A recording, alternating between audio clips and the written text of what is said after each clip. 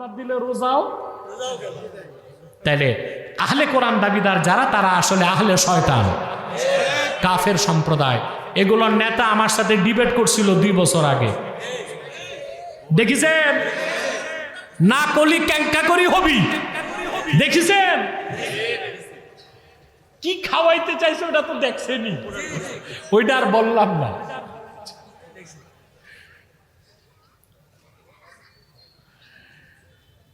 দুই সাজদার মাঝে কোনো দোয়া পড়া যাবে কিনা জালসাতে? 2 সাজদার মা পড়া যাবে তো? হ্যাঁ, নফল নামাজে দোয়াটা 2 সাজদার মাঝখানে, মানে সাজদায় পড়া যাবে, নফল নামাজে সাজদাতে। সেটা ইবনে আবিদিন শামীর একটা মতে মাতৃভাষাতেও করা যাবে যদি নামাজটা নফল হয়। কি হয়? কিন্তু মুফতাবিহি কল হচ্ছে আরবিতে দোয়াটা করবে। কিছু আলেম ফরজ নামাজের পর মুনাজাত ছেড়ে দিয়েছে, তাদের বিষয়ে বলুন। ভাই, ফরজ নামাজের পর দোয়ার কথা তো কোরআন শরীফেই আছে। কিসে আছে? কথা বলেন। কোরআন কারীম সূরা ইনশিরা, কোন সূরা? ফাইদা ফারাগতা ফানসাব ওয়া ইলা রাব্বিকা ফারগা। আমার এই নির্বাচিত তাফসীর 2য় খণ্ডে দলিলগুলো আনা হয়েছে, যারা পারেন কিতাবটা নিয়ে যাবেন। বুঝতে পারছেন? এই যে আমার লেখা নির্বাচিত তাফসীর 2য় খণ্ড, এখানে সূরা ইনশিরাহের তাফসীরে অনেক দলিল উল্লেখ করা হয়েছে। তা আল্লাহ তাআলা সূরা ইনশিরাহে তার হাবিব সাল্লাল্লাহু আলাইহি ওয়াসাল্লামকে বলেছেন ফাইদা ফারাগতা ফানসাব। এই আয়াতের তাফসীরে 1 জন 2 জন নয়, 14 জন মুফাসসির একই ব্যাখ্যা করছেন। কয়জন মুফাসসির?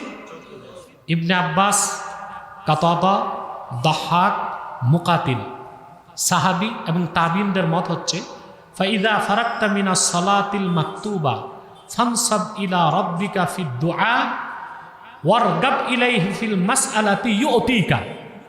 আল্লাহ তার হাবিব সাল্লাল্লাহু আলাইহি ওয়াসাল্লামকে বলেছেন, মুহাম্মদ সাল্লাল্লাহু আলাইহি ওয়াসাল্লাম, আপনি ফরজ নামাজ থেকে যখন ফারেগ হবেন আল্লাহর কাছে দোয়ায় নিয়োজিত হন। আমি অসংখ্য তাফসীরের মত এখানে তুলে ধরেছি, আপনার কিতাবটা কিনলে দলিলগুলো পাবেন ইনশাআল্লাহ। তো ফরজ নামাজের পর দোয়ার কথা কি হাদিসে যেতে হবে না কোরআনেই আছে? কথা বলেন। আর হাদিসে কি পরিমাণ আছে? বুখারী শরীফের হাদিস, রাসূল করিম সাল্লাল্লাহু আলাইহি ওয়াসাল্লাম ইরশাদ করেছেন,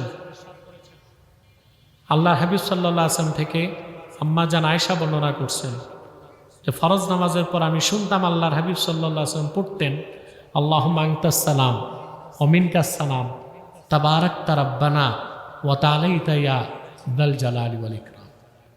মুসলিমের হাদিস, সাওবান বর্ণনা করেন, আসরের নামাজের পর দেখতাম আল্লাহর হাবিব সাল্লাল্লাহু আলাইহি ওয়াসাল্লাম সাহাবীগণের দিকে ঘুরতেন, তারপর দোয়া পড়তেন, লা ইলাহা ইল্লাল্লাহ ওয়াহদাহু লা শারীকা লাহ লাহুল মুলকু ওয়া লাহুল হামদ ইউহয়ী ওয়া ইউমীত ওয়া হুয়া আলা কুল্লি শাইইন কদির আল্লাহুম্মা লা মানিআ লিমা আতাইতা ওয়া লা মুতিআ লিমা মানাতা ওয়া লা ইয়ানফাউযাল জাদ্দি মিনকাল জাদ। তিরমিজির হাদিস, সাহাবায়ে কেরাম জিজ্ঞেস করেছেন, ইয়া রাসূলুল্লাহ সাল্লাল্লাহু আলাইহি ওয়াসাল্লাম, আইয়ুদ দুআই আসমা, কখন দোয়া কবুলের সময়? আল্লাহর হাবিব সাল্লাল্লাহু আলাইহি ওয়াসাল্লাম বলেছেন, জাওফাল লাইলিল আখির ও দুবুরাস সালাওয়াতিল মাকতুবাত, গভীর রাতের শেষে আর প্রত্যেক ফরজ নামাজের পরে দোয়া করলেই আল্লাহ দোয়া কবুল করেন। এভাবে একটা দুইটা না, অসংখ্য হাদিসের মধ্যে নামাজের পর দোয়ার কথা এসেছে। এখন আপনাদের মধ্যে বলতে পারেন, হুজুর দোয়া তো করব, হাত তুলবো কেন? দোয়ার আদবই হচ্ছে আর রাফউ সুন্নাতুদ দোয়া। দোয়ার সুন্নত হচ্ছে হাত তোলা। দোয়া মানলে হাতও তুলতে হবে। আল্লাহর হাবিব সাল্লাল্লাহু আলাইহি ওয়াসাল্লামের নির্দেশ, ইযা সাআলতুমুল্লাহ ফাসআলুহু বিবুতুনি আকুফিকুম, যখন আল্লাহর কাছে কিছু চাও হাতের তালু সমূহ পেতে চাও। এজন্যই ইবনে কাসির, তাফসীর ইবনে কাসিরে লিখেছেন, আল মাসআলাতু আন তারফা ইয়াদাইকা হাযওয়া মানকিবাইক। আল্লাহর কাছে চাওয়ার আদব হচ্ছে তুমি তোমার 2 হাত তুলবা স্কন্দ বরাবর, স্কন্দ বরাবর। তো দোয়া করলে হাত তোলাও কি নামাজের পর যদি দোয়া থাকে তো দোয়াতে হাত তোলাটাও সুন্নত। এখন বলতে পারেন হুজুর একা একা হাত তুলবো, সম্মিলিত কেন তুলবো? বাঙালি তো বনি ইসরায়েলের মতো ঠেডা। আরে ভাই, যেই কাজ একা করা সুন্নাহ ওইটা সম্মিলিত করা বেদা, এটার দলিল কি? আপনি বেদাত হারাম সাবেত করবেন, নস লাগবে না? বরং সম্মিলিতর পক্ষে নস আছে। মাজমাউজ জাওয়ায়েদে ইমাম হায়সামি মারফু মুত্তাসিল সনদে নকল করছেন, রাসূল করিম সাল্লাল্লাহু আলাইহি ওয়াসাল্লাম ইরশাদ করেছেন, আমার উম্মতের কোন দল যদি দোয়াতে একজন দোয়া করে বাকিরা আমিন আমিন বলে, ওই সম্মিলিত দোয়া আল্লাহ ফেরত দিবেন না, কবুল করে নিন। তো নামাজের পর দোয়াও আছে, দোয়াতে হাত তোলাও আছে এবং সম্মিলিতর পক্ষেও দলিল। এখন একটা প্রশ্ন করতে পারেন, দোয়া করলেই যদি হাত তুলতে হয় তো লুঙ্গি পরার সময় তো দোয়া আছে, তখন হাত তুললে লুঙ্গি যাবে কো? না ওগুলো বললেন না, এরা কথা বলে কেন? চুপ করান তো বাবা, চুপ চুপ চুপ। ভ্যানগাড়িতে বসছে। খাওয়া দাওয়ার পর দোয়া আছে না? এখন যে দোয়া করে হাত মুছেন তো ডাল চালে খিচুড়ি। দোয়া 2 প্রকার, মুতাওয়ারেদা, গায়রু মুতাওয়ারেদা। লুঙ্গি পরার পর দোয়া, বিবির কাছে গেলে দোয়া, খাওয়ার পর দোয়া মুতাওয়ারেদা। এটা বি মানজিলাতি জিক্র, এটা জিকিরের মতো, হাত তোলার দরকার নাই। কিন্তু নামাজের পর দোয়া, আজানের পর দোয়া, মাহফিলের পর দোয়া, এটা গায়র মুতাওয়ারেদা, এটা বি মানজিলাতি সুয়াল। এজন্য হাত তোলাটা দরকার। আরে ভাই, আপনি দোয়া করবেন না, না করেন, কিন্তু আপনি ইমাম সাহেব হইলে তো দায়িত্ব।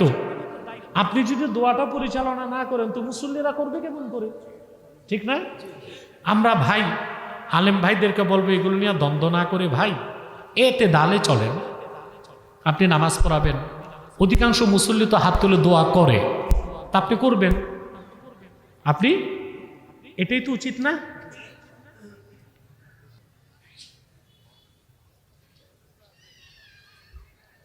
এক ভাই প্রশ্ন করেছেন, বর্তমানে একদল লোক 8 রাকাতের বেশি তারাবি হতে পারে না বলে বেড়াচ্ছে। দেখেন ভাই, কেউ যদি তারাবি 8 রাকাত পড়ে বা নাও পড়ে, আমাদের কোনো প্রশ্ন নাই। আমাদের 20 রাকাতের বিরোধিতা করলেই তো দ্বন্দ্ব হয়। এটা বলো, কেউ যদি 8 রাকাত পড়ে, আমরা কি যে মারবো, পিটবো, বাধা দিব? কিন্তু যখন বলে 20 রাকাত তারাবি হাদিসের কোথাও নাই, বেদাত, তখন তার মানা যায় না। ঠিক না? আমি করোনার আগ পর্যন্ত মসজিদুল হারামে এবং মসজিদ নববী সাল্লাল্লাহু আলাইহি সাল্লামে প্রতিদিন জামাতের সাথে 20 রাকাত তারাবি হতো। আমারে কয়েকবার রমজানে আল্লাহ মসজিদ নববী সাল্লাল্লাহু আলাইহি সাল্লামে এবং কাবা ঘরে জামাতের সাথে 20 রাকাত তারাবি পড়ার সুযোগ দিয়েছেন। গত রমজানে গেছি সৌদি আরব, মাঝখানেও সৌদি সরকার দাওয়াত করে নিয়েছিল। আবার এই রমজানও পরিবার পরিজন সহ আমি সৌদি আরব গেছি, ওমরা করেছি। করোনার পর থেকে 10 রাকাত, তাও 8 রাকাত না। কয় রাকাত? এরা যে 8 রাকাতের কথা বলে ওটা তারাবি না, তাহাজ্জুদ। ওটা কি? হাদিস আছে 8 রাকাত, কিন্তু তাহাজ্জুদ। আর জামাতের সাথে 20 রাকাত তারাবি পড়া সুন্নতে মুআক্কাদা। হাদিসের সাথে যদি দলিলগুলো চান, আব্বাসী টিভিতে সার্চ দিলেই পাবেন। তারাবি 20 রাকাত না 8 রাকাত, আমার নাম লিখবেন, ডকুমেন্টারি চলে আসবে ইনশাআল্লাহ। একদল বের হয়েছে আহলে কোরআন, মানে এরা হাদিসও মানে না, শুধু কোরআন মানে। যারা আহলে কোরআন দাবিদার, আল্লাহর নামে শপথ করে বলছি, যারা একটা হাদিস মানে না, আহলে কোরআন দাবিদার, তারাও কাফের এবং অমুসলিম। কারণ রসুল করিম সাল্লাল্লাহু আলাইহি ওয়াসাল্লামের হাদিসকে অস্বীকার করলে ইসলামের অস্তিত্ব থাকে না। নামাজের কথা কোরআন শরীফে আছে, 5 ওয়াক্তের কথাও আছে। আকিমিস সালাতা তারাফাইন নাহারি ওয়া যুলাফাম মিনাল লাইল। কিন্তু ফজর নামাজ ফরজ 2, যোহর 4, আসর 4, মাগরিব 3, এশা 4, এটা কোরআন শরীফের কোথায় আছে? এটা তো হাদিসে আছে। তাহলে হাদিস বাদ দিলে ইসলামের ইমানের পর মূল ভিত্তি কি? কথা বলে না। নামাজ গেছে, নামাজের পর কি? যাকাত। কালেমা তো সবার আগে, তারপর যাকাত। আচ্ছা ভাই, যাকাতের কথা তো কোরআন শরীফে আছে, কিন্তু 7.5 তোলা সোনা থাকলে কতটুক যাকাত? 52.5 তোলা রূপা থাকলে কতটুক যাকাত? এটা কোথায় আছে? হাদিস। তাহলে হাদিস বাদ দিলে নামাজও গেল, যাকাত। এরপরে কি? হজ। হজ কোরআন শরীফে আল্লাহ বলছেন, ওয়ালিল্লাহি আলান নাসি হিজ্জুল বাইতি মান ইসতাতা ইলাইহি সাবিলা। মানুষের উপর ফরজ হচ্ছে তাদের মধ্যে যারা বাইতুল্লাহ যেতে সক্ষম, বাইতুল্লাহর হজ। ঠিক না ভাই? এখন হজের দিন কোনটা? 9 জিলহজ। 9 জিলহজ হাজিরা কি কাবাগরে থাকে না আরাফাতে? কেন? আল্লাহ তো কোরআনে বলছেন, ওয়ালিল্লাহি আলান নাসি হিজ্জুল বাইত, হজ বাইতুল্লাহ। আর হজের দিন 9 তারিখ থাকি কই? প্রায় 12 কিলোমিটার দূরে। কত দূরে? কেন? আল্লাহর হাবিব সাল্লাল্লাহু আলাইহি ওয়াসাল্লাম বলেছেন, হাদিস সাক্ষ্য দেয়, আল হাজ্জু আরাফা। হজের 3 ফরজের সবচেয়ে বড় ফরজ হচ্ছে আরাফাতে থাকা। তাহলে হাদিস বাদ দিলে কি গেল? নামাজ গেল, রোজা গেল, হজ গেল। তারপরে কি? নামাজ গেল, যাকাত গেল, হজ গেল। তারপরে কি? রোজা। রোজা, সাওম, বহু বছর কি? সিয়াম। ঠিক না? এবার আসে, কোন মারদুদ জিন্দিক হাদিস মানে না। সাওমের 2টা অর্থ। কয়টা? সাওমের একটা অর্থ ইমসাক, বিরত থাকা।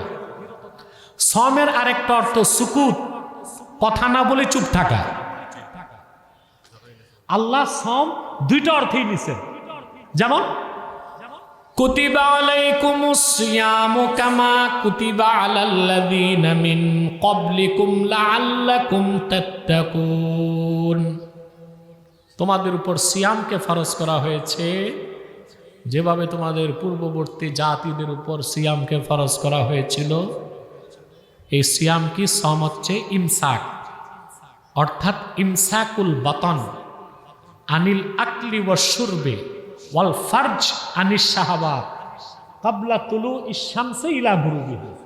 সূর্য পূর্ব দিগন্তে উদিত হবার আগ থেকে পশ্চিম দিগন্তে ডুবে যাবার আগ পর্যন্ত সারাদিন পানাহার থেকে পেটকে বিরত রাখা আর যৌন আচরণ থেকে লজ্জাস্থানকে বিরত রাখা সাওম, এটা রোজা। এখানে সাওমের অর্থ কি? ইমসাক, বিরত থাকা। আবার সূরা মারিয়ামে আল্লাহ মরিয়মের ব্যাপারে বলছেন, মরিয়মের তো স্বামী ছিল না, জিবরিল ফু দিছে, পেটে ঈসা হইছে। আল্লাহ শিখাই দিয়েছেন, তুমি বলো ইন্নী নাযারতু লির-রহমানি সাওমা ফালান উকাল্লিমাল ইয়াওমা ইনসিয়া। রহমানের নামে আমি সাওম করছি, মান্নত করছি, এই সাওম মানে চুপ থাকবো, আমি কোনো মানুষের সাথে কথা বলবো না। তো সাওমের অর্থ এক জায়গায় পানাহার থেকে বিরত থাকা, সাওমের অর্থ আরেক জায়গায় কথা না বলে চুপ থাকা। এখন যদি কোনো জিন্দিক কাফের বলে হাদিস মানি না, সে তো সুবিধা পেয়ে যাবে। সে বলবে সাওমের অর্থ আমি একটা নিব, চুপ থাকা। রোজার দিন 3 বেলা খাবো, শুধু কথা না বলে চুপ থাকবো।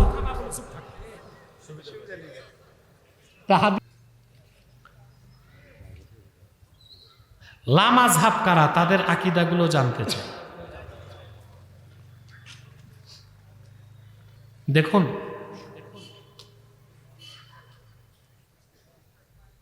মদিনা মুনাওয়ারা ইউনিভার্সিটিতে জামিয়া ইসলামিয়া, মদিনা মুনাওয়ারাতে যে বিশ্ববিদ্যালয়,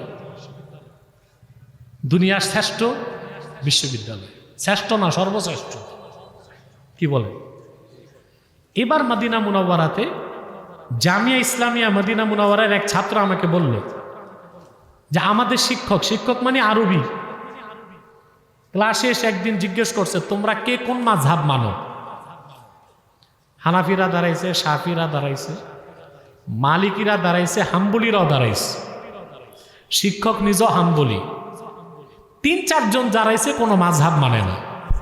তিনি বলছেন, তোমরা কোন টপকার মুজতাহিদ হয়ে গেছো যে মাযহাব লাগে না? আরব দেশে যারা পড়ায় তারা মাযহাব মানতেছে, আর ৩-৪টা ছাত্র যে আমাদের বাংলাদেশ থেকে গেছে মাযহাব, এই যে মাযহাব না মানা, এটা একটা ফিতনা এবং গোমরাহি। আপনি সৌদি আরবের সেরা আলেম যারা, তাদের ফতোয়া দেখেন তো।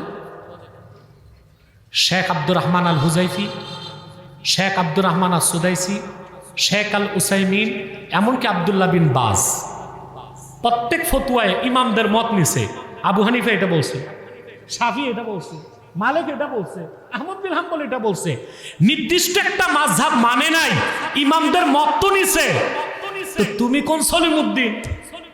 কামেল পাশ আর টাইটেল পাস করে আর দাওরা পাস করে মাযহাব লাগে না? এটা একটা গোমরাহি ছাড়া আর কিছু।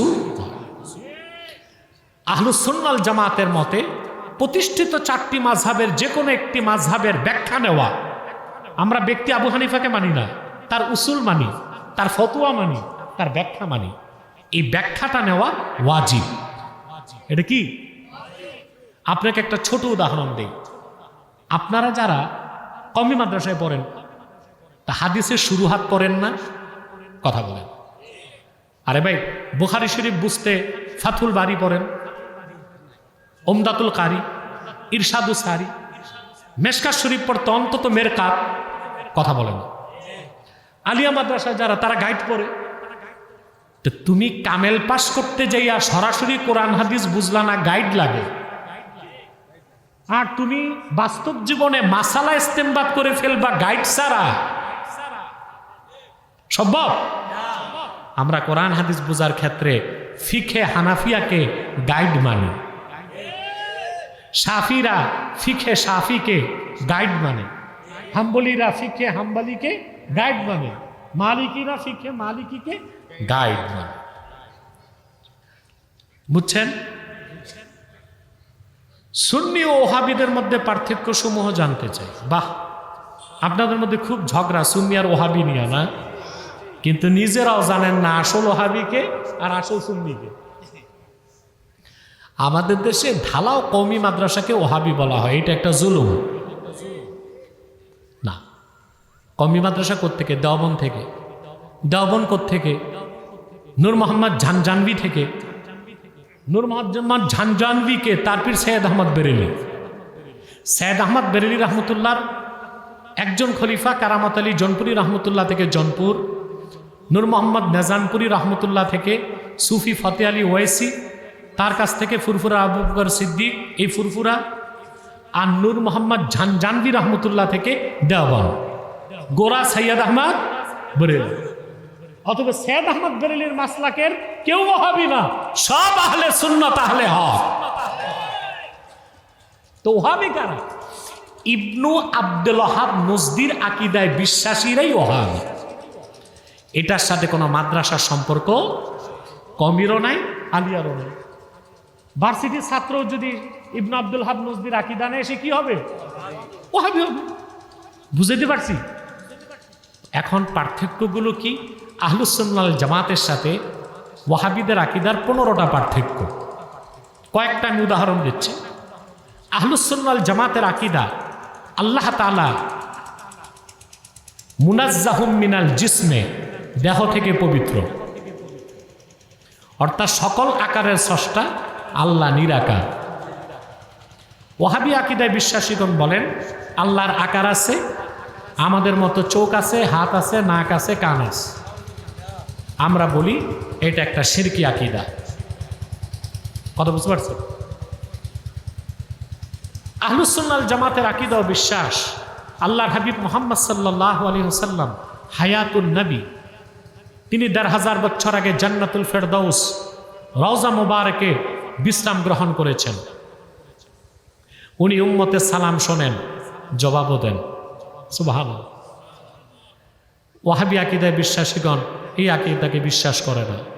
আল্লাহর হাবিব মুহাম্মদ সাল্লাল্লাহু আলাইহি সাল্লাম হায়াতুন নবী, এই আকীদা যে বিশ্বাস করবে না, আমরা মনে করি তার আকীদায় কুফর আছে। আহলুস সুন্নাহ ওয়াল জামাত আল্লাহর হাবিব আখিরি নবী মুহাম্মদ সাল্লাল্লাহু আলাইহি সাল্লামের শাফাতকে বিশ্বাস করে। ইবনে হাজার আসকালানী বলেছেন ইন্নাল আখবারা বিশাফাআতিন নবী সাল্লাল্লাহু আলাইহি সাল্লাম ক্বাদ বালাগা হাদ্দাত তাওয়াতুর। রাসূলুল্লাহ সাল্লাল্লাহু আলাইহি ওয়াসাল্লাম যে শাফাত করবেন এটা মুতাওয়াতিরের দরজা লাভ করছে, অস্বীকারী বেঈমান হয়ে যাবে। ওয়াহাবি আকীদায় বিশ্বাসীগণ শাফাতকে বিশ্বাস করে না। এইভাবে আমাদের সাথে তাদের কয়টা পার্থক্য? 15টা পার্থক্য। আমার লেকচার আছে, দেখে নেবেন। কিন্তু সাবধান, সৈয়দ আহমদ বেরেলী রহমতুল্লাহর উত্তরসূরি যারা সৈয়দ আহমদ বেরেলী, কারামত আলী জৌনপুরি, শাহ ওলিউল্লাহ মুহাদ্দিস দেহলভীর আকীদা মাসলাক ধরে আছে, তাদেরকে ওহাবি বলার সুযোগ নাই।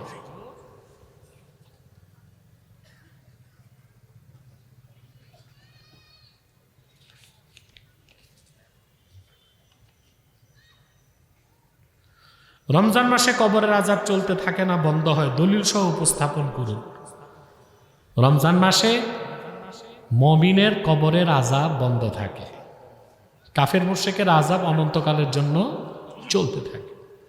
দ্বিতীয় কথা, মুমিনের কবর আযাব আর কাফেরের কবর আযাব এক না। কাফেরের কবরটাই হাফরাতুম মিন হুফারিন নার, জাহান্নামের টুকরা হয়ে যায়। আর মুমিনের কবরটা রাউজাতুম মিন রিয়াজিল জান্নাহ, জান্নাতের উদ্যান হয়ে যায়। গুনাহের কারণে তার যে শাস্তিগুলো হয় এটা রমজান মাসে মওকুফ করা হয়, এরকম রওয়ায়াত আছে। তবে মুমিন হতে হবে।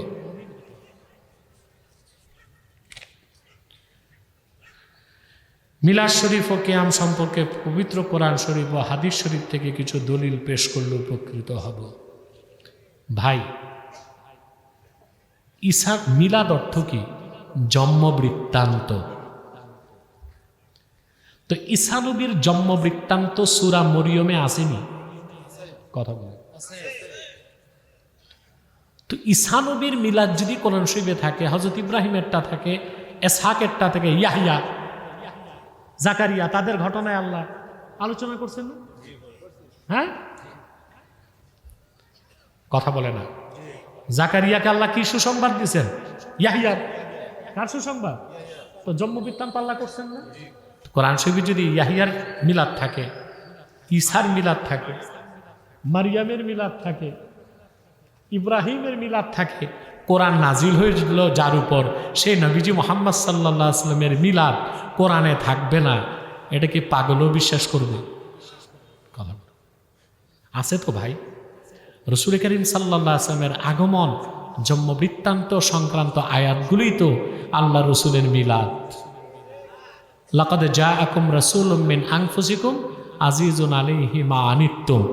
এই আয়াতের তাফসীর খুলে দেখেন, সবগুলো তাফসীরে আল্লাহর হাবিব সাল্লাল্লাহু আলাইহি ওয়াসাল্লামের মিলাদের হাদিসগুলো এসেছে। তো বোঝা যায় মিলাদ কোরআন কারীমে আছে। হাদিসে তো মিলাদের পরিচ্ছেদই আছে। দালায়েলুন নবুয়াত প্রথম খণ্ডে ইমাম বাইহাকি মিলাদের উপর 4টা পরিচ্ছেদ এনেছেন। তিরমিজিতে আছে বাবু মা জাআ ফি মিলাদিন নবী সাল্লাল্লাহু আলাইহি ওয়াসাল্লাম। ইমাম সুয়ুতী মিলাদের উপর একটা কিতাবই লিখছেন, হুসনুল মাকসাদ ফি আমালিল মাউলিদ। ইবনে কাসিরের মতো ব্যক্তি রাসূলুল্লাহর মিলাদের উপর কিতাব লিখছেন, মোল্লা আলী কারি লিখছেন। অতএব আল্লাহর হাবিব মুহাম্মদ সাল্লাল্লাহু আলাইহি ওয়াসাল্লামের মিলাদ পড়া, শোনা অতি উত্তম ইবাদত, এই ক্ষেত্রে কোনো মুসলমানের সন্দেহ থাকতে পারে না। হ্যাঁ, মিলাদ শরীফের যে কিয়াম, এই ক্ষেত্রে আমরা জনপুর ফুরফুরা ওলামায়ে দেওবন্দের একটা বিরাট অংশের মতে এটা মুস্তাহাব মুস্তাহসান, সওয়াবের কাজ। কেউ যদি করে সওয়াব পাবে, কেউ যদি না করে গুনাহগার হবে না, কিন্তু যে বাধা দিবে, ফিতনা সৃষ্টি করবে, সে গুনাহগার। কথাটা বুঝছেন না? এই ব্যাপারে আমার ডকুমেন্টারি আলোচনাগুলো দেখে নেবেন। এখন তো রাত বেশি হয়ে গেছে, আমি শুধু একটু টাচ দিয়ে গেলাম। মিলাদ কিয়ামের উপর আমার আলোচনা আছে, ডকুমেন্টারি দেখবেন ইনশাল্লাহ। আল্লাহ আমাদেরকে কবুল করুক, আল্লাহ আমাদেরকে মঞ্জুর করুক, বলুন আল্লাহ আমিন। আমার 3টা কিতাব স্টেজে এসেছে। নির্বাচিত তাফসির প্রথম খণ্ড, সূরা ফাতিহার তাফসির। নির্বাচিত তাফসির দ্বিতীয় খণ্ড, সূরা ইখলাস, সূরা ইনশিরাহের তাফসির। বুখারী শরীফের প্রথম হাদিসের ব্যাখ্যা, নিয়তের হাদিসের, যারা পারেন নিয়ে যাবেন। মাওলানা আইয়ুব আলী সাহেব একটা কিতাব আনছেন, শিরক কুফর, কাফের মুশরিকদের বিরুদ্ধে শিরক কুফর সম্পর্কে আপনারা বুঝতে পারবেন কোনটা শিরক কোনটা কুফর, নিয়ে যাবেন ইনশাআল্লাহ। আমি দোয়া করি সবার জন্য, কমিটি সবার জন্য, যারা কষ্ট করেছে। লিটন কই, রিমন কই?